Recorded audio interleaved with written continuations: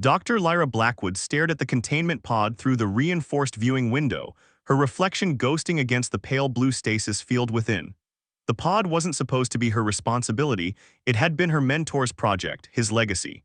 Now, with his unexpected death, she had inherited not just his research but his subject.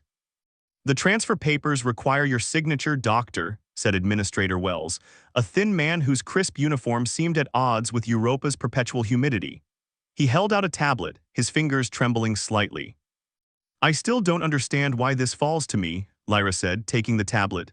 "Surely there are more qualified personnel." Dr. Harrison's will was explicit. You were named as successor for all his projects, including the custody of Subject C-174. Lyra's stylus hovered over the signature line. Does it they have a name? Wells cleared his throat. The Celestial calls itself Saren, though I must remind you that anthropomorphizing the subject is strongly discouraged. The stasis field flickered, revealing a tall, graceful figure with iridescent skin that seemed to catch and hold light like mother of pearl. Saren's eyes opened solid silver with no pupils and met Lyra's gaze through the barrier. Lyra signed. The next hours passed in a blur of security briefings and protocol reviews. The Celestials had been humanity's greatest threat and greatest fascination since their ships first appeared in the solar system 30 years ago. Their technology was decades, perhaps centuries beyond Earth's capabilities. Their motives remained unclear, their biology barely understood. "Remember," Wells said as they approached the containment chamber, "the neural suppressor must remain active at all times. While Celestials appear humanoid, they are not human. They are highly dangerous and—" "I've read the files," Lyra interrupted. She placed her palm on the scanner and the door hissed open. The stasis field dissolved. Saren stood motionless, silver eyes tracking Lyra as she entered. They were tall, nearly 7 feet, with long limbs and fingers that seemed to have an extra joint. Their skin rippled with subtle patterns like sunlight through water. "Hello, Saren," Lyra said, proud that her voice remained steady. "I'm Dr. Lyra Blackwood." "I know who you are," Saren replied. Their voice had an odd harmonic quality as if multiple tones spoke at once. "You were Harrison's student, his favorite." "You spoke with him." "He spoke, I listened." Saren's head tilted slightly. "You are different, you ask questions." "Questions are the foundation of science." "Science?" Saren's skin patterns shifted to darker hues. "Is that what you call this captivity?" Lyra fought the urge to step back. "I didn't create this situation, but I'm responsible for it now. We can make this difficult, or we can try to understand each other." "Understanding requires truth. Are you prepared for that, Lyra Blackwood?" Before she could answer, alarms blared through the facility. Red emergency lights began to pulse. "Security breach in Section 7, announced the facility's AI. "Containment protocols engaged." Lyra's tablet lit up with alerts. Something had broken through the exterior defenses, something large. As she pulled up the security feeds, her blood ran cold. The creature ripping through the facility's outer walls was clearly celestial technology, but unlike anything in their records, it moved like liquid metal, reforming itself with each impact. "They've come for me," Saren said quietly. "Who has?" "The ones who believe I betrayed our people by sharing knowledge with Harrison." Their silver eyes met Lyra's. "You have a choice to make, Doctor. The neural suppressor makes me vulnerable. If it remains active, I will be taken. If you deactivate it, I can help defend this facility, but you will have to trust that I won't turn on you." Another explosion rocked the chamber. Lyra looked at the tablet in her hands, at the simple command that would deactivate the suppressor. Everything she'd been taught said this was a trap. Everything she'd learned as a scientist told her to observe, to question, to challenge assumptions. She made her choice. The suppressor clicked off. Saren's skin blazed with light, patterns swirling like galaxies being born. They reached out one long-fingered hand to Lyra. "Now," they said, "shall we begin asking questions together?" A massive impact shook the entire chamber. As alarms screamed and security forces scrambled, human and celestial stood facing each other across a narrowing gap of trust and fear. The real test was just beginning. Administrator Wells' voice crackled over the intercom. "Dr. Blackwood, what have you done?" Lyra took Saren's offered hand. Their skin was warm, thrumming with energy that made her nerve endings tingle. "I chose to question our assumptions," she said. The wall behind them buckled inward as the attack continued, but Lyra wasn't afraid anymore. She had chosen her path, chosen to trust in the possibility of understanding across the vast gulf between species. Whatever came next, she would face it with open eyes and an open mind.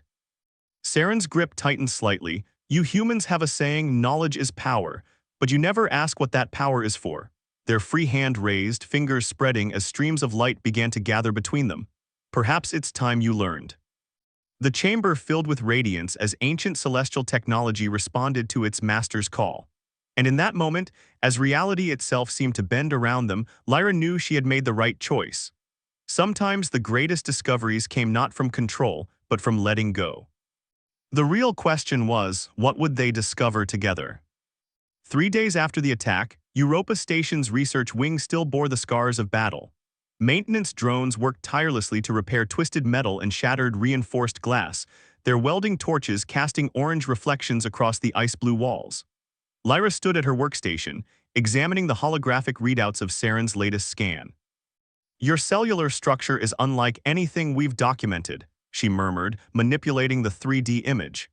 It's almost as if your body exists partially in another dimension. Saren sat cross-legged on the examination table, their skin rippling with gentle waves of bioluminescence. Your instruments can only detect what they're designed to see. Reality has more layers than human science has names for. Then help me understand. Lyra adjusted her scanner. The energy you channeled during the attack was that drawn from these additional dimensions. You ask fascinating questions, Lyra Blackwood. Saren's silver eyes gleamed. But perhaps we should discuss the surveillance drone outside your quarters last night instead. Lyra's hands stilled over the controls. How did you know about that? The same way I know Administrator Wells has been sending encrypted messages to Earth Command every 6 hours. The station's systems speak to me, even if they don't realize it. A chill ran down Lyra's spine.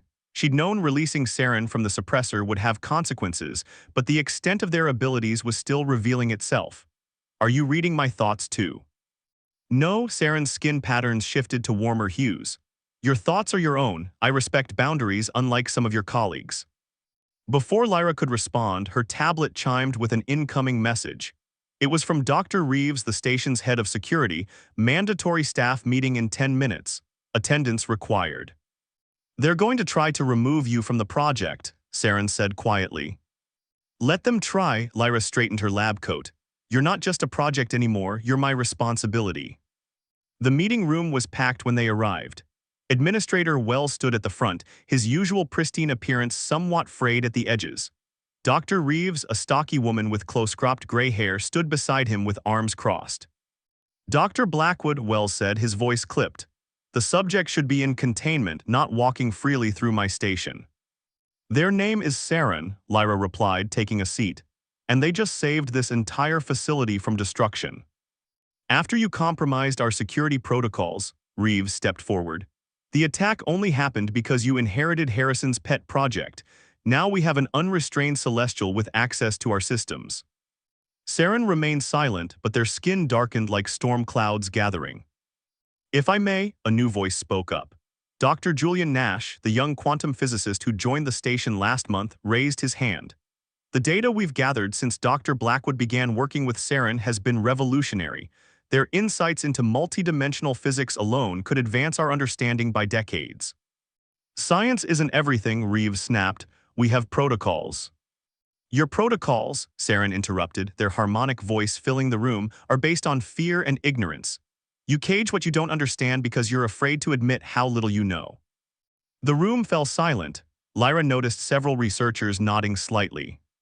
There's another attack coming, Saren continued. The ones who came for me before were merely scouts. The real threat approaches and your protocols won't save you. Wells' face paled. Is this a threat? No, Lyra stood. It's a warning and we need to listen. The meeting devolved into heated arguments after that. But something had shifted. Lyra could see it in the faces of her fellow scientists. They'd begun to question, to wonder, to look at Saren with curiosity instead of fear. Later, as they walked through the hydroponics garden, where modified earth plants grew alongside Europa-adapted species, Lyra asked the question that had been nagging at her.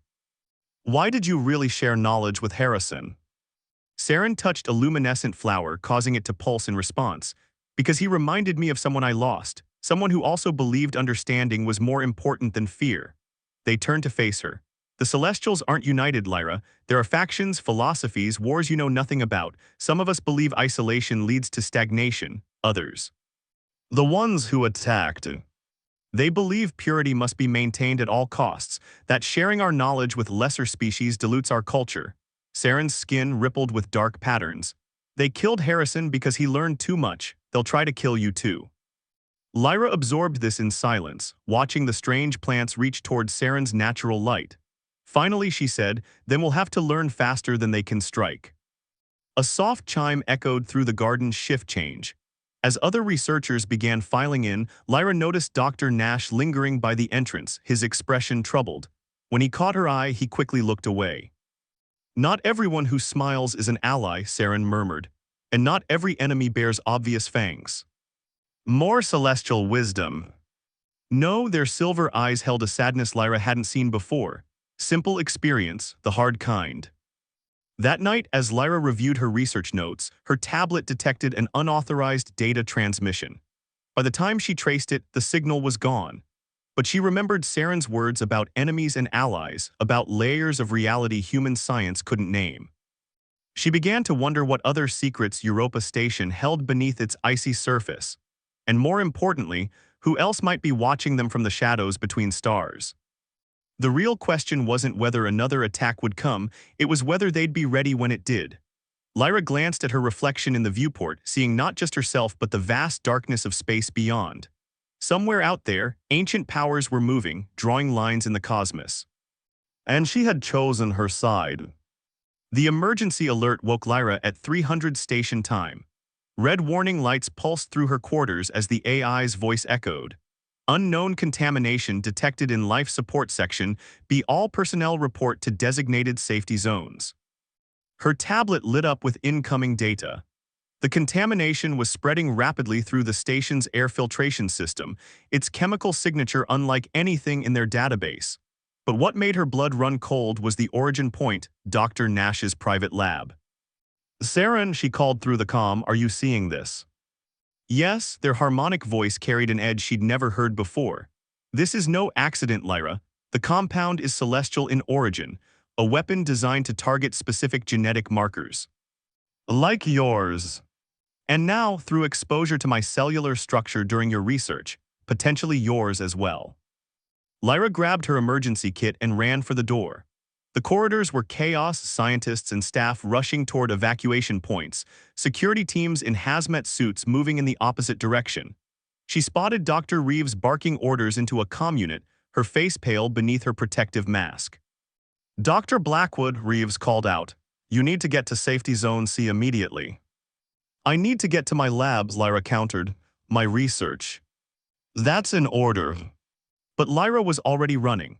She found Saren in the research wing, their skin pulsing with rapid patterns of light that cast strange shadows through the emergency lighting. The data cores, Saren said without preamble. We need to transfer everything before they purge the systems. They wouldn't, Lyra began, but the words died as her tablet suddenly went dark. Throughout the lab, screens flickered and died. System-wide shutdown initiated, announced the AI. Data purge commencing in 5 minutes. Lyra swore and began pulling backup drives from her workstation. This is too organized to be a reaction to the contamination. They were ready for this. Of course they were, Saren's voice was grim. Dr. Nash has been working for Earth Command's Black Operations Division since before he arrived. The contamination is a cover, they're eliminating evidence. Of what? Of what they really wanted from my people, what Harrison discovered before they killed him. Saren touched a wall panel, and streams of light flowed from their fingers into the station's systems. The facility on Mars wasn't destroyed in an accident last year. It was deliberately sacrificed to test weapons reverse-engineered from celestial technology, weapons they're now ready to deploy on a larger scale. The implications hit Lyra like a physical blow. How many people died? Enough to prove the weapons worked.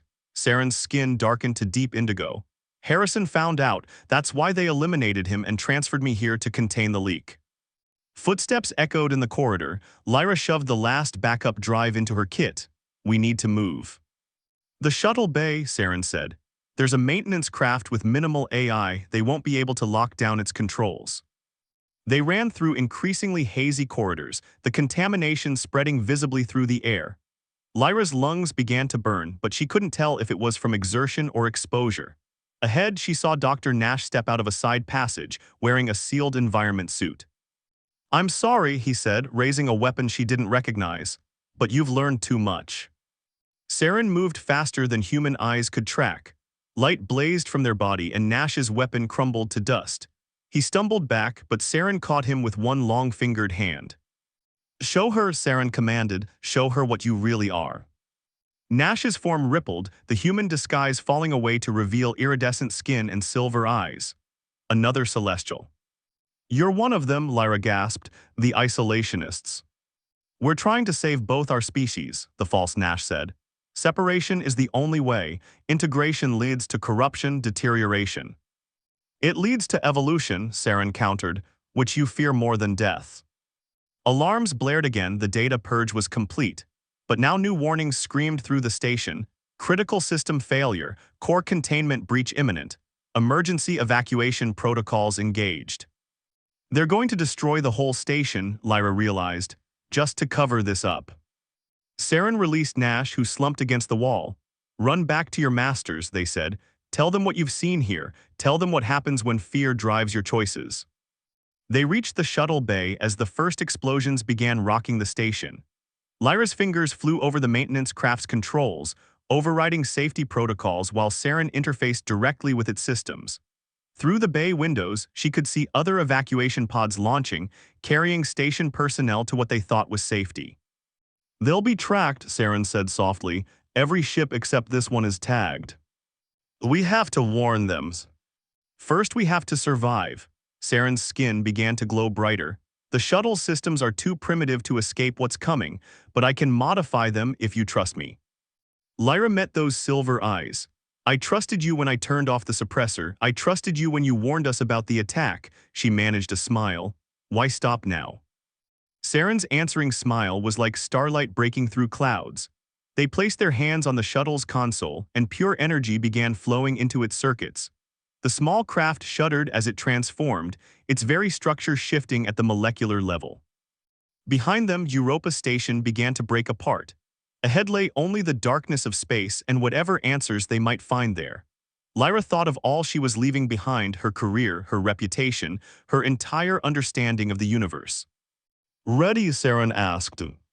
Lyra took a deep breath. "Ready." The shuttle, no longer entirely a shuttle, broke free of the dying station's gravity well. As they accelerated past the speed of light in ways human physics said was impossible, Lyra saw Europa Station explode in their wake, a final bright point in the darkness that had just become their road home. But home, she was beginning to understand, wasn't always where you started. Sometimes it was where the questions led you. The asteroid belt mining outpost shouldn't have existed. It appeared on no official maps, its power signature masked by sophisticated cloaking technology that blended both human and celestial engineering. As their modified shuttle approached, Lyra saw the surface shimmer like a mirage, revealing glimpses of a sprawling facility built into the rock itself. "The Nexus," Saren explained, their skin gleaming with navigation data as they guided their craft through the hidden approach vector. "A sanctuary for those who believe in cooperation rather than conflict." "How long has this been here?" "Since the first contact. Not all meetings between our species were documented by your governments." The docking bay that received them was a testament to that cooperation: human equipment seamlessly integrated with celestial technology, creating something entirely new. As they stepped out of their shuttle, they were met by an unlikely welcoming committee. Professor Jasmine Reed, whose death in a lab accident had been reported 2 years ago, stood very much alive beside a celestial whose skin patterns matched Saren's family markings. Behind them, a small group of human and celestial engineers worked together on what appeared to be a new form of propulsion drive.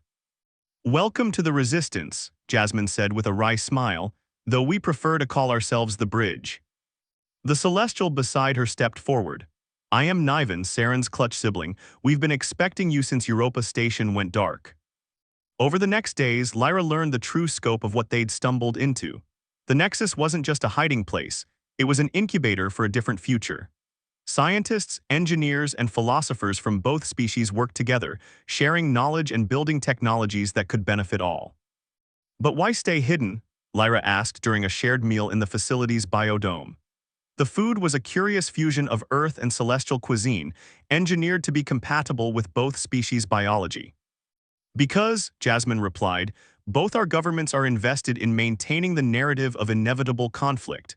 Peace doesn't profit the military-industrial complex.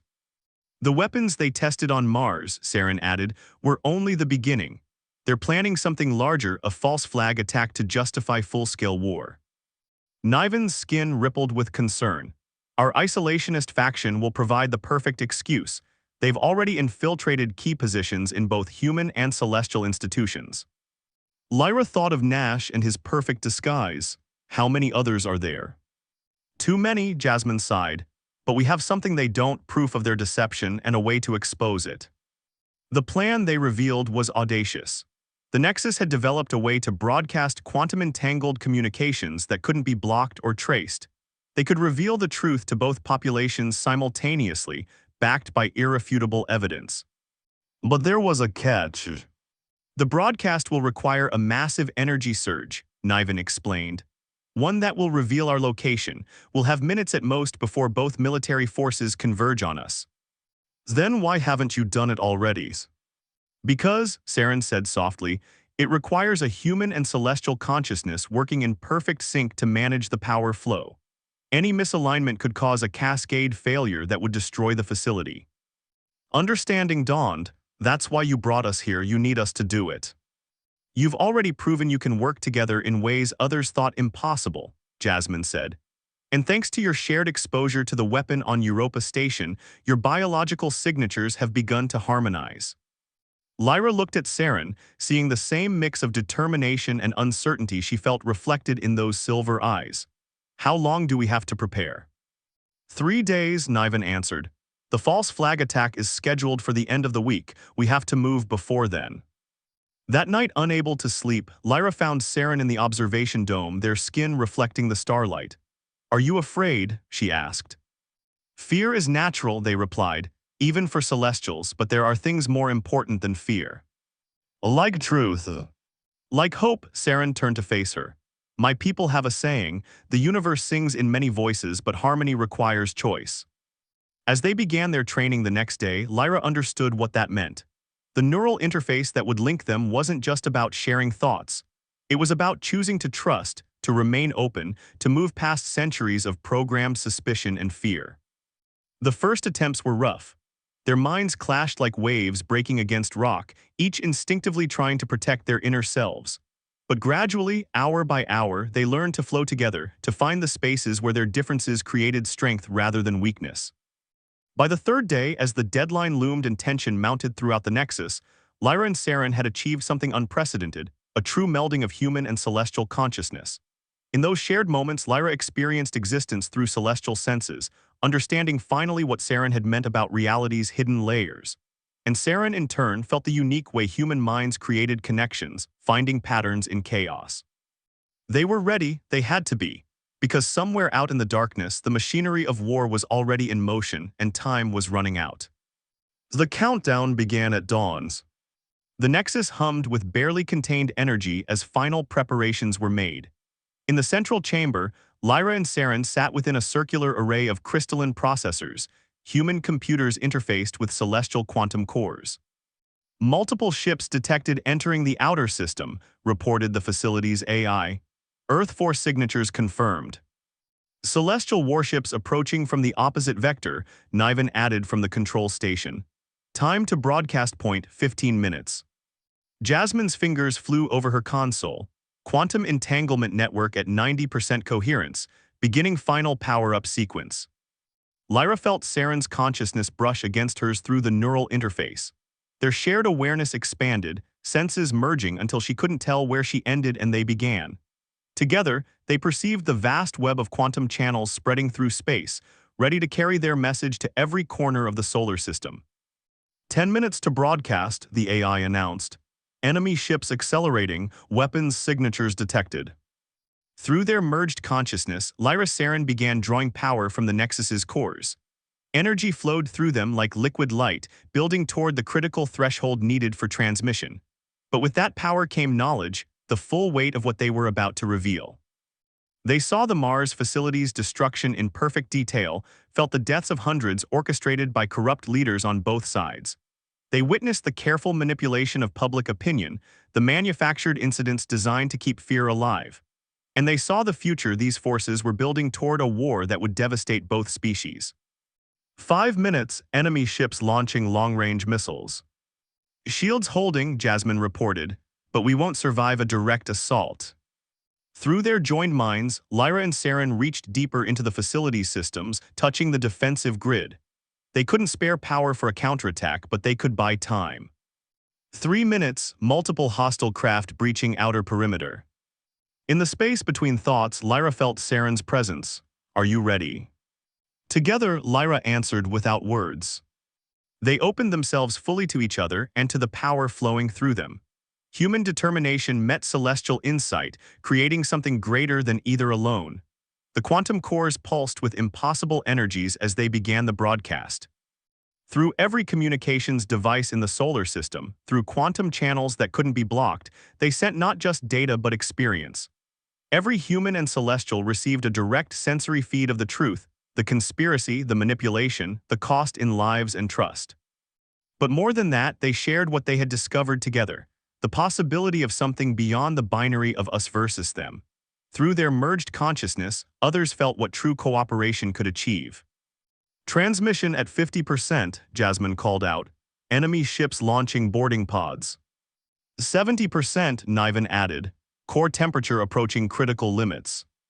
Lyra and Saren pushed harder, their merged mind burning like a new star. Internal barriers crumbled as they gave everything they had to complete the broadcast.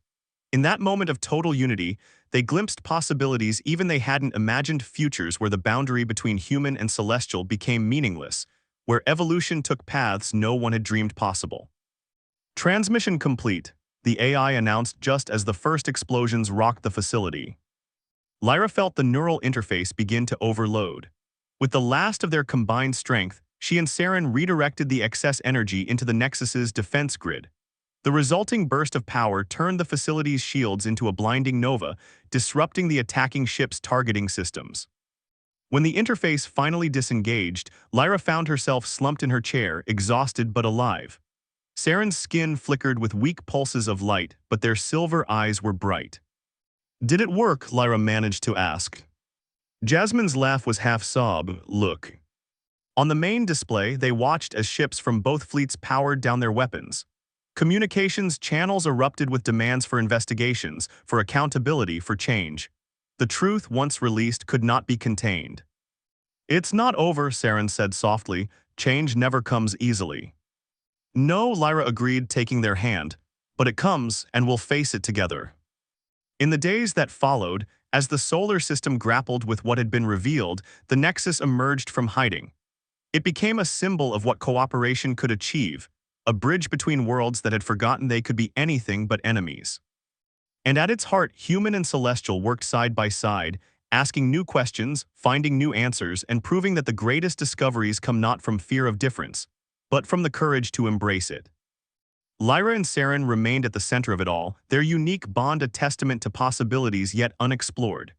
They had chosen to trust, to question, to hope, and in doing so, they had changed the story of two species forever. The universe, it turned out, did sing in many voices. And in learning to listen to them all, both humanity and the Celestials found a harmony they had never known they were missing.